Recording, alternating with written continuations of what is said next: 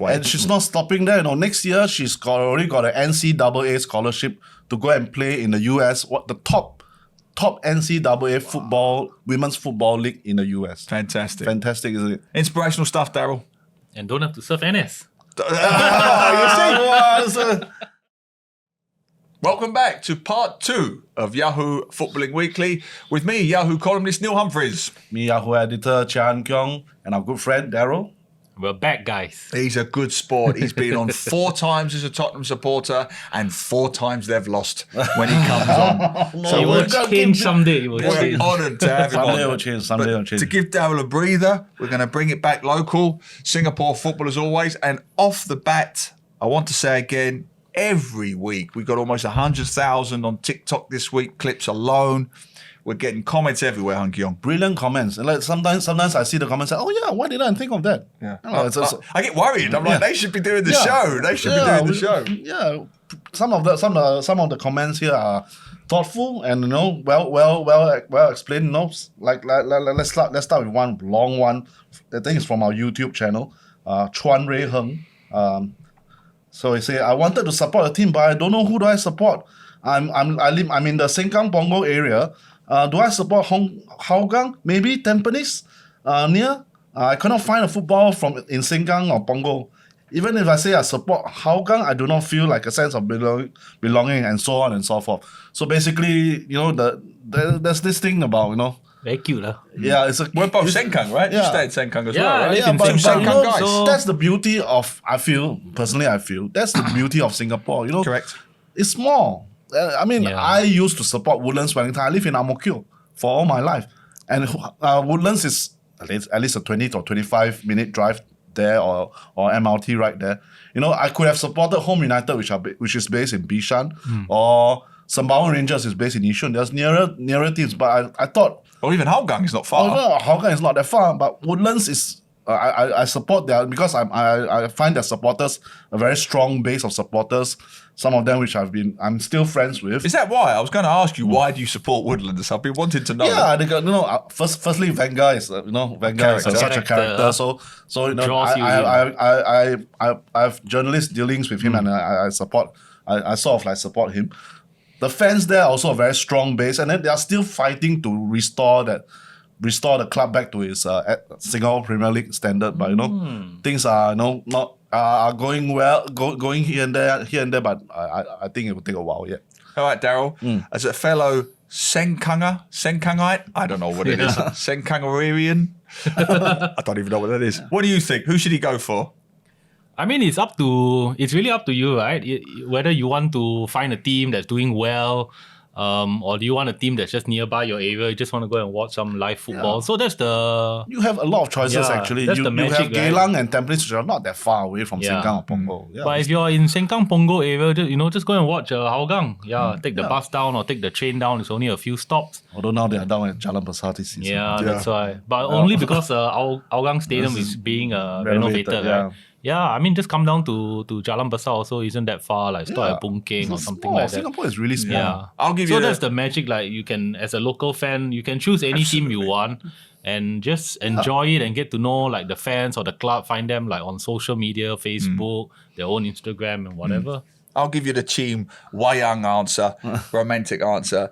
I genuinely believe the club picks you in a way. It's who you feel. So I would say go to both. Go to Tampines, go to Hougang, and you will feel it. You will make a connection, an affiliation. And I'll give you a very good story that I've always wanted to tell.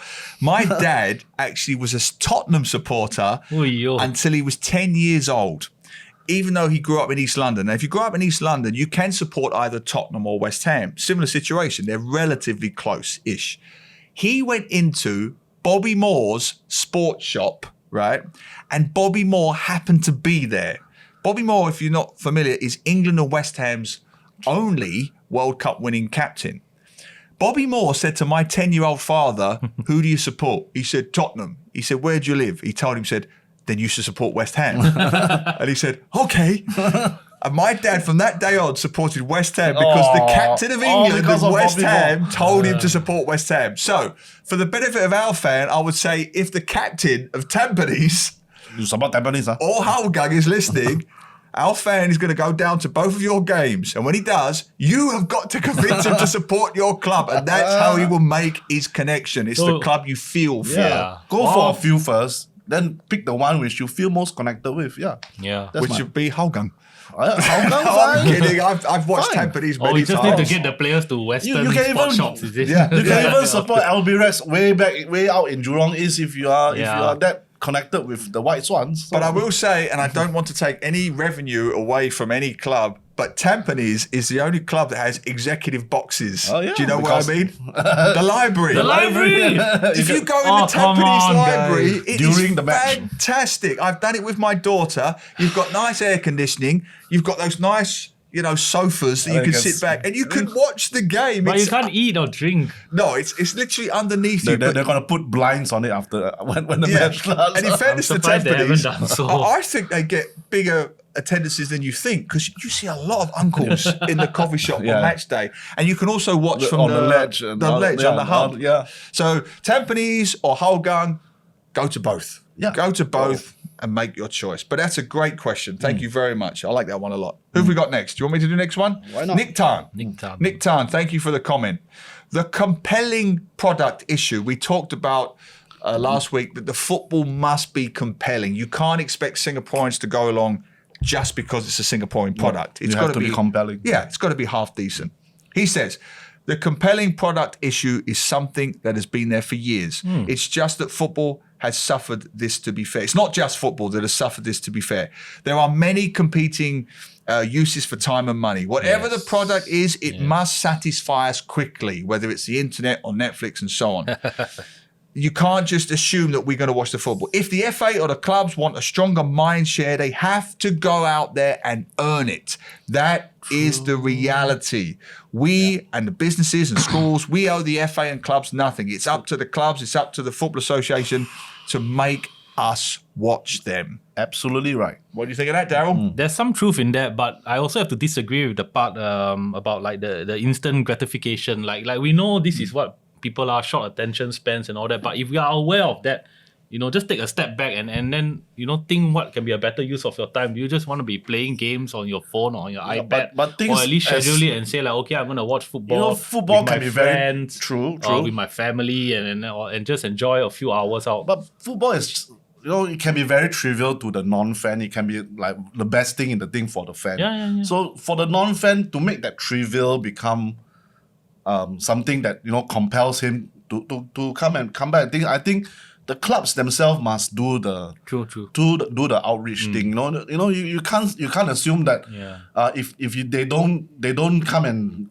put their consciousness onto you, and you will automatically go to an SPL match. No, you got That's so why many other things to Hougang do. players will be at Hougang Mall at some Yeah, point. you'll be in Hougang Mall. You or can be at next shopping center. yeah, exactly. So you need that outreach to people to let people know. Yeah, we have an option here. If you want to watch football, not exactly EPL football, but competitive, compelling football. Come. Up there with Wrexham. Yeah, and also the slight, I agree with most of the sentiment, but the slight flaw in the argument, which you've alluded to, is that all of these distractions, these compelling distractions, exist everywhere. Yeah. There is Netflix in the UK, but it hasn't affected the audiences, the attendances. In fact, to use the UK example, we are blessed in Singapore, as you know, because there is a blackout for 3 p.m. games in the UK on Saturday. They cannot show them live. I actually think now, and so do many other people, that that's quite outdated.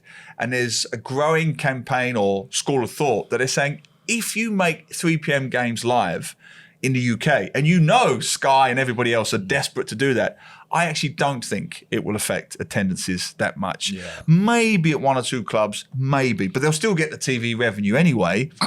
Man U, Liverpool, all of the big EPL clubs are sold out week in, week out, whether they're live or not, with all of the competing distractions. Yeah. So if the product is there and it's half decent, and also to your point, you have to take a little bit of responsibility yourself. You have to take a little bit of effort to go down and watch the game, and not every game is going to be a classic. And do some research and all Yeah. this. Like people do research before they buy like their next IT device and all this. I just find out more about the clubs and what they're doing. It's like our last point, right? yeah. Watch your teams, pick your club, make your decision. I think the 3 p.m. kickoff in England is quite interesting. Like, I think the Premier League won't be affected in any way. I just wonder about like Other the lower leagues. leagues. Yeah, it's possible. But that's it's the only thing. Yeah. It's a great comment. Thank you.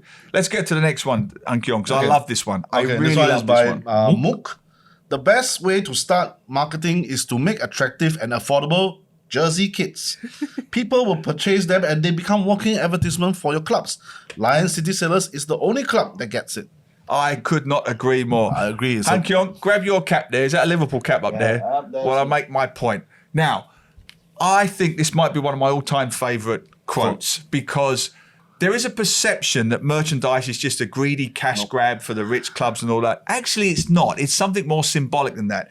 My scarf that I'm holding now was given to me when I was a kid. This is from the 1970s. It is a connection to the club. Your cap, his scarf, it is more than just some marketing gimmick. It is a literal, physical, tactile connection to your club. Yep. And when I was back in England at Christmas, my family, who are all from London, said to me, how's Tanjong Pagar doing? How are the Jaguars doing? How do they know this? Because 20 plus years ago, I sent them all Tanjong Pagar jerseys. I sent them Tanjong Pagar mugs, which you might now see on the screen below. When they're still called Tiong Bahru. No, this was Tanjong Pagar. that was This was Tanjong Tanjong Pagar, Pagar. okay. Because I was volunteering with the club at that time. And the merchandise was affordable. It was accessible. I picked it all up from Queenstown Stadium. I remember the jersey costing me like $20 plus. The mug was just a couple of bucks. My uncle in the UK still drinks from his Tanjong Pagar mug to this The day. Jaguar with the ball. Correct. And he asks me the score to this day, and it's all because of the merchandise. The merchandise creates a connection don't to your underestimate club. this. Yeah. And I mean, right now, only I think Lion City Sailors are restarting all this thing. You'll be hard pressed to find a Geylang merchandise or even Hougang merchandise is not easy to come by, and it's such a waste. I think when the first started out, when Geylang and Woodlands, they have their mugs and they have their jerseys and everybody was buying it. Now it's like the scene is. I think the clubs have to do a better job because I just checked. So because Sailors tap on like the Shopee Obviously. version, and then I think like Geylang and Hougang can do better. Like the shop and the jerseys are priced at like $60. For an adult it's fine, but for kids I don't know. I mean, I'm not going to question their pricing models, except to say I would try to see the long-term picture here. You're not, be frank, no Singapore Premier League club is going to get rich selling jerseys. My humble suggestion might be just cover costs and try to see the bigger picture, which is build a fan base, get the scarves out, get the caps out, get the jerseys out, get into the communities. Make the jerseys easy, comfortable to wear. People And then wear you see it around town. You see the Tanjong Pagar jersey. You see this jersey. You see the Lion City Sailor jersey. Just build a connection and build a little bit of awareness. Yeah. This morning I saw 3 Liverpool jerseys. Anyone would think they won last night, right? But suddenly the Liverpool jerseys are back. Shock horror. Shock horror. Finally. But there's that connection, that affiliation, that identity. You just need that. You just need to see a few local jerseys around town. Don't rip them off. Just try to slowly build that connection with pieces of merchandise. It does make a difference. It makes a difference. Yeah. Great question. Who was that? Mook. Great name. Great question. What's the next one? One more. One for Jeeps. This one is a bit more retro. He says, "Gents, come on. It doesn't work lah. 2 reasons. No audience, no rivalry. Simple. Why did the Malaysia Cup work? Because we hated each other. We hated Johor and Kedah and Pahang. Hence, the rivalry was palpable. Have you ever seen Indonesian football? The rivalry is just intense. It's electric." Okay, obviously he's saying that the rivalry, you want We to were build talking about Singapore is atmosphere, too weren't we? small. atmosphere in Singapore Premier League isn't up there. But, these things always takes time. I feel, you want to talk about Malaysia Cup. It doesn't appear overnight in the 1970s. Singapore have been competing in the Malaysia Cup since the 1920s. The Malaysia Cup was around since the 1920s and slowly built the rivalry because Singapore continued to play in that cup, that competition for so long until the 1970s when obviously political things here and there. Then it becomes that kind of things. You got to keep it going and keep the, there's that rivalry. It may not be that good right now, but it will become better down the road. You have to keep at it, I think. And also, I'll go a step further. I don't buy the argument anymore that there is no atmosphere, there is no interest. And I'm going to blow our own trumpets and say it was this podcast that almost reaffirmed my faith, because every week we get more comments about local football than anything else, including More than these. anything We else. get more questions, more observations. We started out as EPL football, Right. and now it's more on Singapore. So it football. is there. It's just lying dormant. And how do I know it's there? Because even past the Malaysia Cup, you mentioned the Malaysia Cup there, Jeeps, and you are correct. But it transferred over briefly to the Singapore Premier League, or S League as it was known then. Back then, in the late 90s, I'll be very frank, most of the neighbourhood heartland clubs hated the uniform clubs, hated them. Yeah, SAF Police and and Home SAF. United. It was the best thing ever. I got into so much trouble at a newspaper that I will not mention when I wrote a story. I did a survey where I interviewed members of the public. You remember this? Who do you want to win the title, Home United or Tanjong Pagar? And the vast majority wanted Tanjong Pagar, because Home United was seen as the elite club, And they're getting the establishment club, more funding, the Man U of Singapore. And I got into trouble with the Home Ministry about that. But the point is, it was real. It Yeah, was that visceral. was- yeah. When Tanjong Pagar played the Warriors at Tua Chu Kang, there were 6,000 fans there. Now I remember why I support Woodlands, because they were against SAF for a short while during the 90s. Yeah. So I agree, we've kind of lost that a bit with the uniform teams sort of Now- going now- away. yeah. You know, it was so you had the very pro uniform for guys, yeah. the hardcore zealots of Warriors and Home United. And but then you had forced to go and watch the match. But then you had the Tampines and the Geelongs and the Tanjong Pagars who kind of hated them. And so yeah. it was there. It was so there. I don't believe that this thing has dissipated. I just think it's dormant. And if you, again, we say the same thing every week. If you build it up again at club level, it will return. Our comments tell us every week There that are the people interest who is still there. Who want it to succeed. It's definitely incorrect to say there's no rivalry. Like even at school level, you always want your school to win, and you don't like your opponents. It's as simple as that, Yeah, and that's all. That's all it takes. And then years and decades on, that's when it intensifies. Yeah, Absolutely. that's right. Which brings us nicely to the next point, which is one of the reasons why our football is not so competitive and not so intense. My old friend Mohammed Noor Ali, legend, Singapore legend, now the Nice Geelong Geelong coach. Geelong coach made a comment this week. They played a couple of games in Malaysia, and he said in a press conference that Malaysians will not play in Singapore because they don't pay enough money in Clubs, Singapore. yeah. Okay. Singapore clubs don't. And therefore, the best talent is going to stay in Malaysia, Indonesia, and in the region, and it's not going to come here. I mean, obviously, there's some truth in that. Singapore League is still trying to rise up from what has been a low point. But these things are cyclical, I think. 10 years ago, a Lions 12 team, which is made up of young players and a Correct. few players, could win the Malaysia Cup. Correct. Could win the Malaysia Super League. Because at that time, I don't think the Malaysian League was also in the doldrums, to put it very, very mildly. And people people don't want to play in that league. And it was through JDT, Johor Darul Taksim, emerging after that Lions 12 teams. And they become a really strong, with strong backing, they got the league back to its feet. And then, they trained the players well. They brought in good foreign signings, and now they are doing well in the AFC Champions League. So right now it is the Malaysian league which is on the ascension, and that's why they rather play for JDT rather than come down to play for, say, Geylang or Tampines. This is the reality now. But we now do have a sort of like a start with Lion City Sailors. If Lion City Sailors can continue to grow and become stronger, then you have a viable alternative that the Malaysian footballers can say, hey, I could come to Lion City Sailors, I get paid as well, and I can play in Singapore, test my skills in Singapore. So I think it's a cyclical thing. Right now, perhaps SPR are not that high up on the list yet, but things might change. Things will change. And I admire, just want to say, I admire Noor Ali for saying this, Yeah. because If he'd have sat on the fence and gave another motherhood I heard he statement. got into trouble. Well, I'm sure, but this is the problem, right? Because you say these things, you're going to get kind of whack and all this. The thing is, if he'd have said the opposite, he'd have looked ridiculous. Because we blatantly know that's not true. Right. And now he said the truth, which is, as you said, currently these things are cyclical. At the moment, Malaysia's on the ascendancy, Singapore struggling. Of course, our best talent is going to go across the causeway. So what do we do? Do we bury our heads in the sand, or do we listen to people like Noor Ali and have a conversation? We discuss it as adults. Correct. Our best talent is leaving us.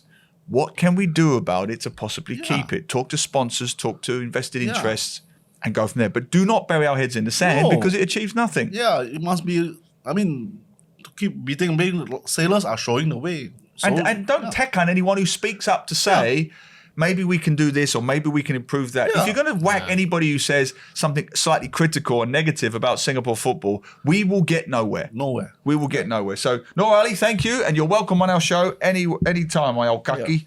Should we finish on something positive? Yep. Okay. First thing, Community Shield is happening on Sunday. Yes. So if you all want, here's the start.